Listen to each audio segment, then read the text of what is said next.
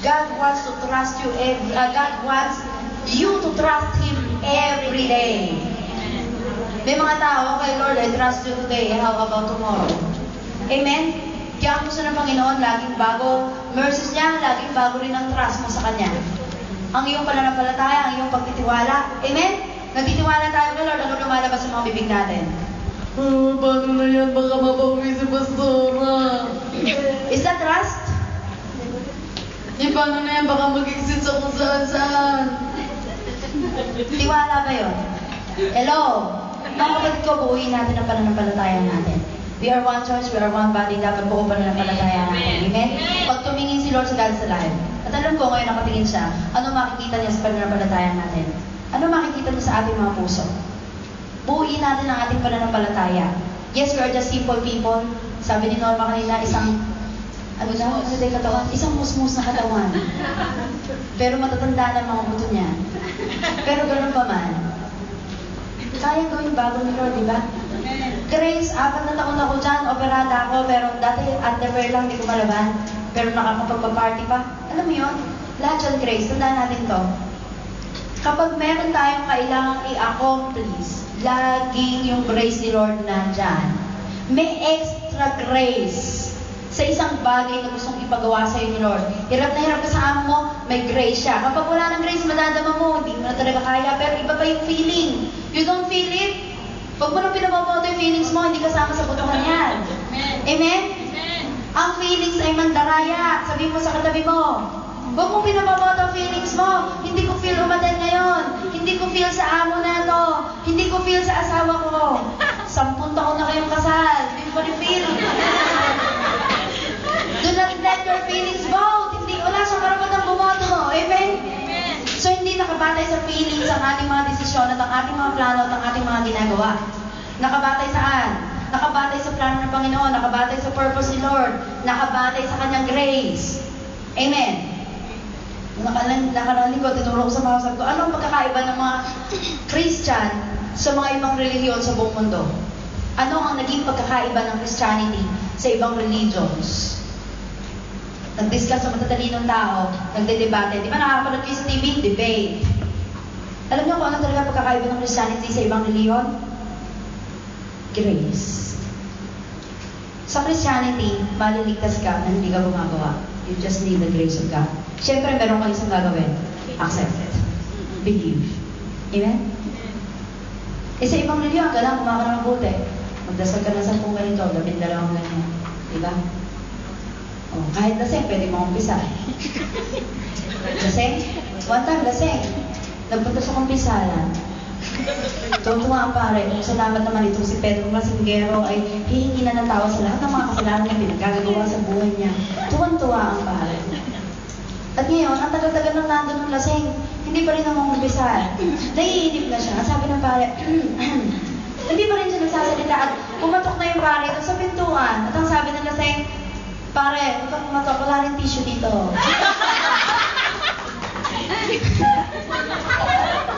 Ba't tayo napunta doon? So, mga kapatid ko, there are no limits to God's love. Walang limit sa pag-ibig ng Panginoon. Kung babasahin natin yung Ephesians, dire-diretso, yung mga prayer ni Pablo para sa mga Kristiyano, nandun. At mga kapatid ko, walang limitasyon ang pag-ibig ng Panginoon. Iniisip ng mga ibang reliyon kasi, mahal lang ako ni Lord kasi mabuti ko. Paano kung masama ka? God loves. Ano? Ano John 3:16? For God so loved the world. Lahat. Hindi lang yung pababait. Walang limitasyon sa pag-ibig ng Diyos. Akala ng iba, God only forgives little sins. Pero ba ako nasabi sa 1 John 1:9? If you confess your sins, He is faithful and just to forgive all of your sins. Sabihin nga natin, all my sins. All my sins. And to cleanse you from all your unrighteousness. Meron bang iniiwanan si Lord? Ang computer, pag na-virus, kung minsan, kahit reformat mo, may naiiwan. Diba? Lalo na kung malakas ang virus. May mga pangalan ng mga virus ngayon. Ano mga pangalan? Richard. Pero alam nyo kay Lord, walang limit sa kanyang kapatawaran. All. Ang daming sinasabi sa Biblia ang mga all. Paulit-ulit, all. Bakit kay Lord laging all? Wala siyang pinapera. Ewan ko ba, lahat ng kasalanan mo, patatawarin, binubura. Alam mo ba, ang nakakatawa ba dyan? Ang mga kasalanan natin ay itinatapon ni Lord. Nakalagay sa Isaiah. Di ba, your sins and your losses this, I will remember no more. Ang ginagawa niya, itinatapon daw niya at your back. Bakit sa likod mo? O bakit sa likod niya? Kasi si Lord, hindi pa lingon-lingon. He is always on the move and he has no time to turn back. Ang mga tao, laging talikod na talikod. Pero si Lord, lahat ng kasalanan natin, inilagay na niya sa lahat ng kanyang likuran at hindi na niya aalalahanin pa kailan pa man. Amen. All! Walang limit sa pag-ibig ng Diyos. Amen? So ngayon, kung lagi ka pa rin nagigilty, tagal mo nang hiningi ng tawad, 1,000,000 beses mo nang hiningi ng tawad. Ano ba, kung humingi ng tawad yan, Lord, sasabihin ni Lord, anak, ano yun? Di ko na matandaan. Bakit? Kinalimutan na niya. Amen? Yun ang kabutihan ng Panginoon. So 1 Corinthians 2:9, napakaganda niyan. Anong sabi niyan? Wala pang nakakakita, di ba? No eye has seen, nor ear has heard, and has not entered into the hearts of men. Wala pang nakakita, wala pang nakarinig, at wala pang nakadaluman sa puso ng tao. Ang alin? All that God has prepared. Lahat ng inihanda ng Diyos saan? For those who love Him. Mga kapatid ko, may inihanda si Lord sa lahat ng nagmamahal sa Kanya. Wala pang nakakita, wala pang nakarinig. At hindi pa nag-i-enter sa isip mo, ano yung mga yon? Lahat daw ng nagmamahal sa Kanya. Ang sabi dun sa Living Bible, sa Amplified Bible, yung sinasabing those who love Him are those who hold Him in affectionate reverence. Those who promptly obeying Him and gratefully recognizing the benefits He has bestowed. Yung nagmamahal sa Panginoon, hindi lang nasasabing, I love you, Lord. Kundi ano sabi dito? Yung sumusunod kay Lord, tinatanggap siya bilang Panginoon ng kanyang buhay. Siya ang head. Siya ang nasusunod. Siya ang Lord. Ang ibig sabihin ng Lord, binigay mo kay Lord lahat ng karapatan sa buhay mo. So, may inihanda pala si Lord. Napakaganda. More than what you can imagine. Ang galing, di ba? So, yun ang nakanda ng Panginoon para sa atin. Kaya lang, kailangan daw, para ma-receive mo yun, we reverently obey God. Maraming tao, naghahangad ng blessings, ayaw namang sumunod. Amen? So, do you want to receive the blessings? Amen. Do you want to receive the blessings? Amen. Sabi mo sa katabi mo, obey. Obey. So, God's power within us. Obey. Obey. Ang ganda na sinasabi dyan. According to the power that works in us. Akala ng iba, yung power na nasa isang Kristiyano ay limited lang. Nagiging power. Mamatay ka tabi mo. Pero yung power na sinasabi ko kanina, ano yun? Explosive energies. Galing kay Lord. Akala ng iba yun wala sa kanila yun. Pero mga kapatid ko, when you receive God, when you receive Jesus Christ, it's in you. According to the power that works in us. Ano sabi naman? God will exceedingly, abundantly do. God's able to do exceedingly, abundantly, above all that we ask or think, according to the power that works in us. The power that raised Jesus Christ from the dead is also the power that operates in you. Wala naman ako nadadama, Pastora. Damahin mo ang puso mo. Parang wala, Pastora. Believe the Word of God. Amen? Amen. Believe! Sinabi ni Lord, yung kapangyarihan ni Lord na nagpabuhay kay Jesus mula sa mga patay, nasa iyo! Amen. Bakit yung buko ko, Pastora, ayaw mabuhay, patay pa rin? Mga kapatid ko, God is powerful. And His power works within you. Hallelujah. So, ipagpatuloy natin. Sa Daniel, Yung sinabi ko kaninang number 4, na God is able to deliver. Daniel chapter 3, binanggit dito, si Haring Nebuchadnezzar. Kung babasin natin sa chapter 2, na naginip siya, isang masamang panaginip. Walang makapag-interpret. At lahat ng astrologers, sinawagan na niya. Lahat ng mahuhusay na magicians, di ba? Walang makapag-interpret. Kasi nandito ayan ang mga manghuhula. Ano man na hari ang napanaginipan niyo? Hindi ko sasabihin. Kung talagang magaling ka, sabihin mo sa akin ang panaginip ko at saka mag-interpret. Ay naku po, sino makakagawa niya? Sabi ng mga magicians, pero dumating si Daniel. At ang sabi niya, si Lord lamang ay merong kakayahang mag-interpret ng mga dreams. Di ba? So, ano nangyari? Sinabi ni Daniel kung anong panaginip ng hari at kung anong ibig sabihin ng panaginip na ito. Isang malaking Diyos-Diyosan, di ba? Ang ulo ay ginto. At si Nebuchadnezzar yun. At alam niyo ba, nung natuwa siya, anong sabi niya kay Daniel? Ano sabi niya dito? Ang galing ng Diyos mo. Sa verse 47, ano sabi niya? Truly, your God is the God of gods. Di ba? The Lord of kings and the revealer of secrets. Yun ang sabi ni Haring Nebuchadnezzar, since you could reveal this secret, at binigyan ng maraming regalo si Daniel. Pero pansinin mo sa chapter 3. Alam mo kung ano nangyari sa kanya? Minsan kasi ganito, nakikita ng mga tao yung kabilang side. Yung isang side. Pero yung kabila, hindi niya nakikita. Nakita niya may higanting Diyos-Diyosan. Ang ulo ay ginto. Pinagawa niya, pinagayan niya. Ang ulong ginto siya yun. Hindi niya nakita yung kapangyarihan ni Lord, di ba? Kasasabi lang na kanina, your God is the God of gods, the revealer of secrets. Pero anong ginawa niya ngayon? Nag-declare siya ng decree. Magpapatayo ako ng Diyos-Diyosan, higanting Diyos-Diyosan, gagawa tayo ng napakagandang program. Napanood niyo yung turnover, yung program ng isang araw?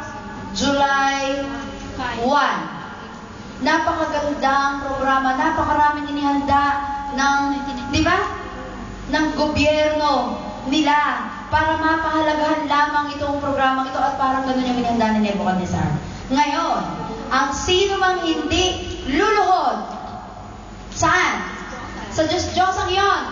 Pagka nagkaingay na at nagsambahan ang mga tao, ay ilalagay sa apoy, sa pugon.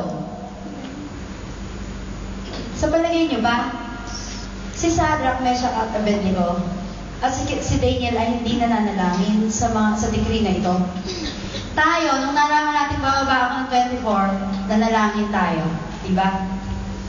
Nag-isipang marami, kabi-kabilang side. What if? What if? What if? Diba?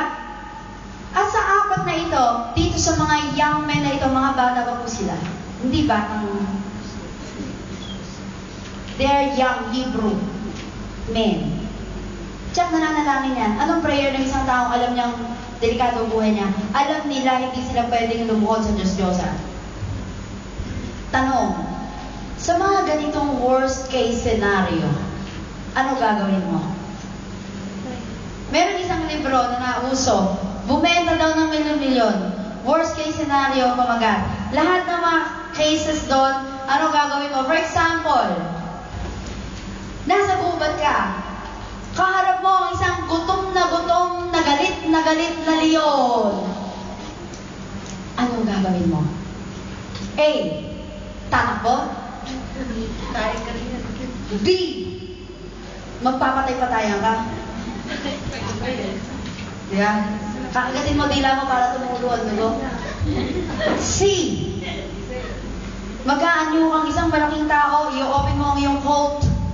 At letter D, gigising ka. Hindi kasama yung letter D. Letter D.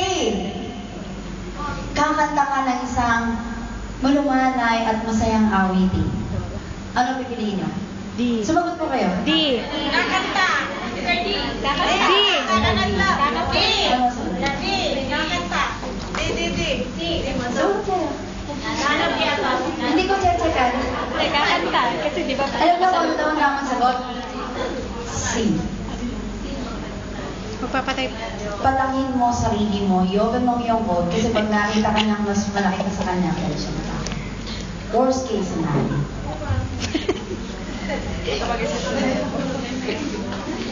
Kaya ako kayo tinatanong ng ganyan. Ito mga kapatid kasi dapat natin gawin. Hindi maiiwasan sa buhay ang mga unknowns.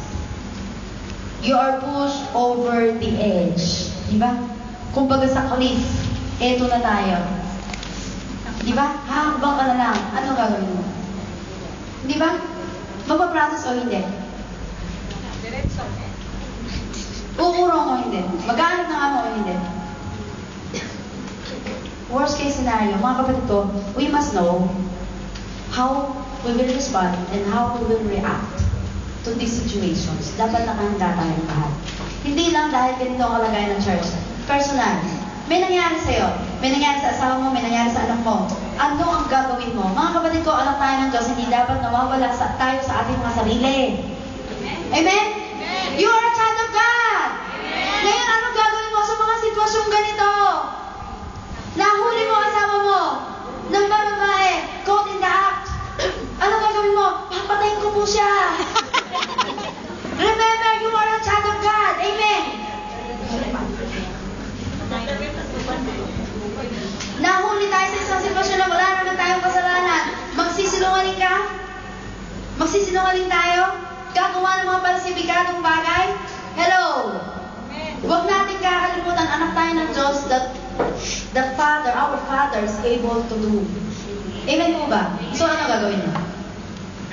Magtiwala lang tayo kay Lord, ilagay lahat sa kamay niya. Amen? Tandaan natin to. God-sized challenges leads a God-sized solution.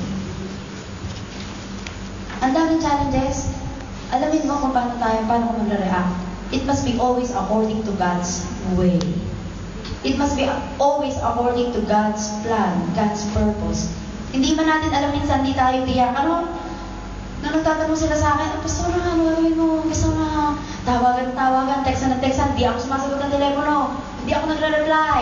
Pero busy talaga eh. Pero isa pa, hindi ko alam. Ano feelings mo ba? So, hindi ko alam ang feelings. Ayoko mag-vote ng feelings. Hindi, totoo. Wala akong feelings ng mga panahon na yun. Kasi gusto mo hayaan na si Lord ang kumilos. At ngayon, hindi ko alam eh. Hindi ko naman talaga alam eh. Pero alam mo na, isip ko, it doesn't matter kung hindi ko alam. Basta ang alam ko, ang mahalaga, alam ko yung nakakaalam ng sagot. Amen? Alam natin yung nakakaalam ng lahat. Do you know the one who knows all the answers? Amen! Siya yun eh. So it doesn't matter kung hindi mo alam ang mga sagot, hindi mo alam kung ano pupuntahan, ano mangyayari kinabukasan, takot ka, paano yung, di ba? Hingilig ka. I-shake mo lahat yan! Tingnan na, shake natin! Shake! Shake! Lahat ng worry, lahat ng doubt. Shake. Mga kapatid ko. All things are possible to those who believe. Amen. Walang imposible sa Diyos. Hallelujah. So, God-sized solutions. Hindi ko alam. Pero nung isang gabi, lumakas ang loob ko. Sabi ni Ama, Joyce, magkukomputer na tayo ng sahod mo. Ilang araw na ipasok mo? 6. 6 na araw. Dahil pinasahod na ako katapusan. Pero it doesn't matter. Ngayon meron siyang binigay na isang engraved na ballpen. Pinakamahalaga daw dun sa kanya ay yung tatak. Cross. Sabi ko, hindi mahalaga kung magkano. Basta nilagay niya cross. Yung cross yung brand ng ano. At pumili siya, anong gusto mong pangalang ilagay natin dito? Joyce? No, it's not my name. I am Pastora Josie. Yun talaga sinulat niya. Ngayon, tinanong niya ang kalagayan ng church, sinabi ko sa kanya isa-isa. At hindi ko in-expect sasabihin niya, meron ba kayong ibang options? Pag di kami nakaprocess, ang option lang namin ay kumuha ng sponsor. Ano yung sponsor? Sino mga employer na pipirma pero hindi ako magtatrabaho? Sabi ng iba, illegal daw yun, pero hindi mo ako magtatrabaho. So sabi niya, pwede ba ako pipirma? Yes! Yes, sabi ko sa kanya. Pero alam mo, sabi niya, but you know, I don't like that way. Because you have a church. You are the pastor of the church. You must do the important things, the long-term need of the church. Sabi niya, if you are a contract worker, you always need to recontract every 2 years and you're still a domestic helper. But if you process as a pastor, you are a pastor forever. And, so sabi ko, nakakatawa naman. Yun ang isang encouragement. Kasi sabi niya, mahalaga na ang church niyo ay lumago at magtagumpay. Amen? Pero pakan natin ang Panginoon. Kasi, lumasok mga ways, at ang gabi na yun, ano pa ba problema niyo? Eto, nilabas ko lahat ng documents akin na. In-scan niya, in-email namin sa auditor. Siya nag-scan. Ginamit niya computer niya. Alam mo yun?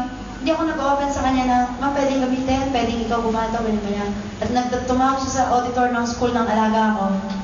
Lakas ng loob, ano? Auditor ng school ng alaga ko at nagpatulong doon about, yun nga, about mga pag-open ng account. Sabi ko, Lord, salamat kasi kahit sino tao, pwede mong gamitin para tumulong sa akin. Amen. Kahit sino, pwedeng bulungan ng Panginoon. At kung nagbibingi-bingihan yan, tingnan na lang niya kung anong gagawin ng Panginoon sa akin. The 3 C's, tandaan natin to. Remember your connection. Natatakot ka ba sa mga uncertainties ng buhay? Sa mga unknowns sa buhay mo? Hindi mo alam kung isang araw i-determinate ka o hindi. Amen po ba? Bigla na lang may na-determinate, bigla na lang pinababa ngayong araw na to. Si Sister Web, bigla na lang na-terminate. Pero alam mo yun? Nag-arise yung idea natin to have a mission in Macau nung na-terminate siya. Hindi natin alam ang mangyari, pero tandaan natin, si Lord nakakaalam ng lahat. Remember your connection. Ano sinabi sa Ephesians 3:20? God is. Ang connection mo ay si Lord. Ang mundo, lalo na sa Pilipinas, hahanap ka ng trabaho, mag-a-apply ka sa gobyerno, sino mga teacher? Ang hirap pumasok sa government na school. Tama po ba? Bakit? Sabi ng mga Pilipino, it doesn't matter what you know, but whom you know. Pero alam mo, sa Panginoon totoo to, it doesn't matter what we know, but whom we know. God is. Si Lord ang ating connection. Amen? May hihigit pa ba kay Lord? Maglalagay ka sa gobyerno, under the table. Alam mo yun? Pero tandaan natin, ang connection natin ang Panginoon. So, C, the number 1 C, remember your connection. Number 2 C, remember who's in control. Sino may control? Siya lang. He is God Almighty. Hawak na lahat ng bagay sa mundo. Hindi niya i-allow ng isang bagay mangyari na hindi niya nalalaman. Ang mga ibon sa parang, sabi sa Matthew, hindi nalalaglag ng hindi niya nalalaman. At ang buhok mo, kahit gano'n pa kakikiyan, bilang niya. God knows the number of your hair. Amen? So, kung alam niya lahat sa atin, ba't tayo nag-worry? Remember who's in control. Amen? Mga kapatid ko, pag nakita natin ito, meron ka ba bang takot sa puso mo? Matatakot ka pa ba? Matatakot ka pa ba? Our connection is God. God is in control. And pangatlo, remember your commitment. Mga kapatid ko, hindi tayo sa tao nakakomit tayo kay Lord. At lagi natin tatandaan, kung kay Lord tayo nakakomit, hindi siya matitinag. Siya ang matibay na bato buong. Proverbs, diba? The Lord is a strong tower. Amen. He is a strong tower. Nabubuwag ang mga building dito kahit gano'n katitibay, pero si Lord kahit kailan eh. Nabubuwag. So, ano na nangyari ngayon sa Daniel? Dun sa tatlo. When we step in the faith dimension, we are an overcomer. Overcomer. Magtatagumpay tayo. We overcome by the presence of God. So, ipagpatuloy natin sinasabi dito sa Daniel. Anong sabi dito sa 24? Diba? Ang nangyari po kasi, noong sinabi ng hari, hindi kayo lumuhod sa akin, alam nyo ba, nagtanong ang hari, dito, sa verse 15, o sa verse, tama, dito sa verse 15. Ano sabi dito? Alam nyo ba na kapag hindi kayo lumuhod sa pinagawa kong Diyos-Diyosan, ay ilalagay kayo sa pugon? Sa apoy? Sa naglalagablab na apoy? Alam mo, itong tanong na to, hindi talaga nagtatanong.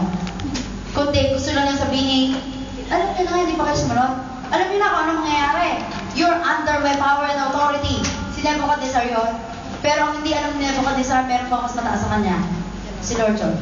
So, alam mo ba kung anong ginawa ng tatlo? Mga kapatid ko, tatandaan natin ito. Minsan, nabibingin tayo sa mga alanganin. gagawin mo? Yung worst case scenario kanina, di ba? Ang ginawa ng tatlo, hindi sila nagdahilan. Pero yung pa po kami, hindi po, ayaw po, naglock po ang aking tuhod, hindi makaluhod. Hindi sila nagdahilan. Alam mo kung ano na sabi ng tatlo? Eto. Ang sabi ng tatlo, Ano na siya? if that is the case, or 16, Shadrach, Meshach, and Abednego answered and said to the king, O Nebuchadnezzar, we have no need to answer you in this matter. Wala nang alibis. Hindi sila nag-alibay. Alam mo kung ang sabi niya, ito na isang declaration of faith na nabasa ko napakaganda. If that is the case, okay, mahal na hari, ito gusto mo. Our God, whom we serve. Sino pinaglilipuran natin? Si Lord. Uma-attend tayo sa church natin. Alam ba natin kung sino sinasamba natin? Yes. Do you know whom you are serving? Yes. Do you know whom you are praising? Yes. Alam ba natin kung sino ang pinupuri natin? Amen. Kahirap naman, no? God is alive, ang pangalan ng ating church. You didn't know that our God is God? So, ang sabi ng tatlo, our God, whom we serve, is able to deliver us from the burning fiery furnace. And He will deliver us from your hand, O King. Magalang pa rin sila. Pero ano sabi niya? But if not, hindi ibig sabihin na mawawalan sila ng pananampalataya. Ang ibig lang sabihin nito, minsan kasi tayo mga tao, conditional ang ating faith.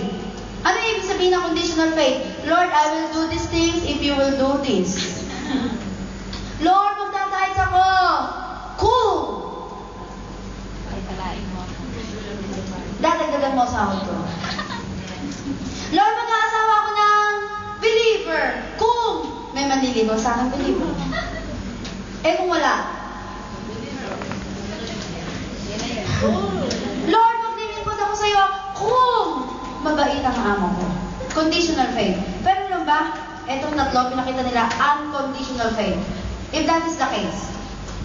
If not, kung hindi man kami iligtas ng aming Diyos, kasi gusto na niya kaming pauwiin doon ng maaga. Ano sabi niya? Hindi pa rin kami luluhod sa Diyos ang kanyang naman. Mga kapatid ko, tingnan natin yan yung ating faith. Is it conditional or unconditional? Kapag lagi pa rin natin sinasabing magtatayos ako kung susunod ako kay Lord, kung maglilingkod ako kay Lord kapag pagbayad na ako sa utang ko, pag nakalaya na ako sa bangko ko, pag bumait na yung amo ko, pagpatay na yung asawa ko, pagpatay na biyanan ko, conditional faith. Will we decide in our heart, even if He does not? Paano kung hindi? Tanong, gusto kong makapasok ngayon sa inyong mga puso. Tanong, paano kung hindi? Hello? Hi. Are you there? Amen. Paano kung hindi? Paano kung hindi? God save all. Kausapin natin yun ang ating mga sarili, mga kapatid. Ano ba ang mga bagay na hindi natin na isusuko kay Lord? Kasi, kapag hindi niya ginawa ang mangyayari dito, gagawin mo ngayon yung gusto mong gawin. Yung tatlo, kahit hindi sila iligtas ng Panginoon, hindi pa rin sila luluhod. Eh tayo, ano niluluhuran natin? Yung me, self-preservation, self-gratification, di ba? Luluhod ka ba sa Diyos-Diyosan ng mga, ano mo yun, money? Maraming bagay na umaagaw sa atin sa commitment natin kay Lord. Hindi conditional ang ating faith. Kahit hindi ibigay sa'yo ni Lord yung gusto mo, ibig sabihin meron siyang gusto mas mabuti kaysa sa hindi. Amen po ba? Amen. So mag-desisyon natin na tayo ngayon. Settle natin sa ating mga puso. Ano ba talaga faith ko? Hindi ko man ma-receive yung inaasahan ko? Okay lang. Nagpa-pray ako kay Lord ng extra favor mula kay Amo. Sabi ko, extra blessing. Hindi ako naka-receive. Okay lang. Higit pa doon yung binibigay niya sa akin support. Ano mga in-expect niyo? Hindi binibigay ni Lord, ano ang commitment natin? Amen? But if not, ano gagawin natin? So, when we face the fires of life, haharap yung apat sa apoy. Hindi natin ito haharapin nag-iisa. Ano nangyari? Inuhulog na po sila. Pinainit ng makapitong beses.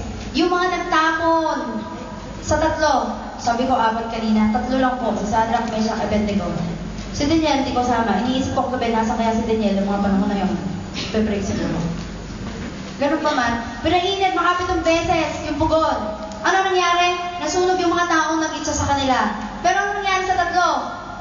They did not face the fire alone. Pagbagsak nila, apat na yung nandun na preparation and worship, di ba? I am free to run, to dance. Ano nangyari dun sa tatlo? Apat na. Sino kasama nila? It looks like the Son of God. Sinamahan sila ni Lord. When we face the fires of life, you will never face it alone. May kasama ka. Ano sabi sa Hebrews? Di ba? He will never leave you nor forsake you, and lo, I am with you, sabi sa Matthew, even to the end of the age. May kinakaharap ka bang apoy ngayon? Kasama mo siya. Hindi ka nag-iisa. Kasama natin sa Lord. Hindi ko po na-feel. Huwag mo nang hayaan yung feeling na yan laging namumula sa'yo. Huwag mo na siyang pabutuhin. Kaya mo